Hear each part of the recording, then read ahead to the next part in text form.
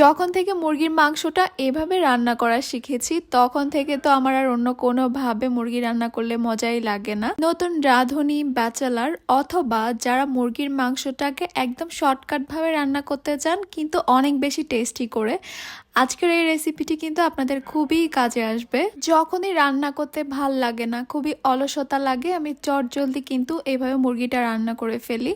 তো আমি এখানে প্রায় 1 কেজির মতো মুরগির মাংস নিয়ে নিয়েছি। মাংসগুলোকে খুব ভালোভাবে ধুয়ে টুয়ে পরিষ্কার করে নিয়েছি।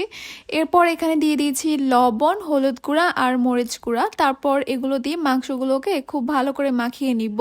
চাইলে কিন্তু মাংসগুলোকে এভাবে একটু ম্যারিনেট করে কিছুক্ষণ রেখে দেওয়া যাবে, তবে আমি যেহেতু বলেছিলাম একদম শর্টকাট ওয়েতে কম সময়ে করব, তাই এগুলো কিছুই করছি না, এগুলোকে সরাসরি আমি ভেজে নিব। মাংসগুলো ভাজার জন্য প্যানে আমি পরিমাণ মতো তেল দিয়ে দিয়েছি। তেলটা কিন্তু খুব বেশি দিব না, কারণ এই তেলেই আমি রান্নাটা করব, তাই খুব বেশি এখানে তেল দেওয়া যাবে না।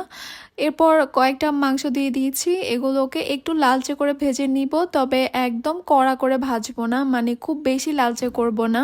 এমনভাবে ভাজতে হবে উপর থেকে একটু ক্রিস্পি হবে, তবে ভিতর থেকে একদম কড়কড়া যেন না হয়ে যায়, মাংসটা যেন সফটই থাকে। চুলার হিটটা একদম হাইতে রেখে মাংসগুলোকে ভেজে নিব, এতে করে মাংস থেকে আর কোনো পানি বের হবে না।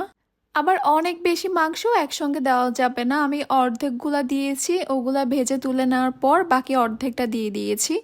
এরপর এগুলো ভাজা হয়ে গেলেও আমি এগুলোকে তুলে নিব। তো এই একই তেলের মধ্যে আমি দিয়ে দিব বেশ অনেকগুলা পেঁয়াজ কুচি। এই পেঁয়াজগুলোকে একটু লালচে করে ভেজে নিব। এরপর এখানে কিছু গোটা মশলা দিয়ে দিচ্ছি দারুচিনি, এলাচ আর দিয়ে দিচ্ছি লবঙ্গ, আর একটা তেজপাতাকে মাঝখান থেকে একটু ছিঁড়ে ছোট করে দিয়ে দিচ্ছি। কয়েকটা কালো গোলমরিচও দিয়ে দিয়েছি আস্ত, আমার কাছে গুঁড়া ছিল না বলে আমি গোটা দিয়েছি। এরপর এগুলোকে একটু ভেজে নেওয়ার পর আমি এখানে একটা টমেটো কুচি দিয়ে দিচ্ছি। এবার এই সব কিছুকে একটু সময় করে ভেজে নিতে হবে, মানে সময় নিয়েই ভেজে নিতে হবে। এরপর এখানে দিয়ে দিচ্ছি আদা রসুনের পেস্ট 1 চা চামচ করে। এবার এই সব কিছুকে একটু ভেজে নিচ্ছি, পেঁয়াজ টমেটো সবকিছু একটু সফট হয়ে আসা পর্যন্ত। এগুলো ভেজে নেওয়া হয়ে গেলে এবার আমি এখানে গুঁড়া মশলাগুলো দিয়ে দিব। গুঁড়া মশলার মধ্যে দিয়েছি লাল মরিচের গুঁড়া, হলুদ গুঁড়া, ধনিয়া গুঁড়া, গরম মশলা গুঁড়া আর জিরা গুঁড়া, আর এই সব কিছুই আমি 1/2 চা চামচ করে দিয়েছি। আর এই যে মাথা নষ্ট করা লাল টুকটুকে মরিচগুলা দিয়ে দিব 1 চা চামচ। এটা শুধুমাত্র কালার হবে, ঝাল হবে না, এগুলো হচ্ছে কাশ্মীরি রেড চিলি পাউডার। এবারে সব মশলাকে আমি একটু কষিয়ে নিচ্ছি তেলের সঙ্গে। কিছুক্ষণ কষিয়ে নেওয়ার পর 1/2 কাপের মতো পানি দিয়ে মশলাগুলোকে আরো কিছু সময়ের জন্য কষিয়ে নিব। আপনারা হয়তো খেয়াল করেছেন আমি কিন্তু সব মশলা একদম কমিয়ে কমিয়ে একটুখানি দিয়েছি। এই রান্নার মধ্যে কিন্তু একদমই কম মশলা লাগে, আর কম মশলায় এই রান্নাটা অনেক বেশি মজা হয়। তো মশলাগুলো কষিয়ে নেওয়া হয়ে গেলে আমি ভেজে নেওয়া চিকেনগুলো দিয়ে দিব।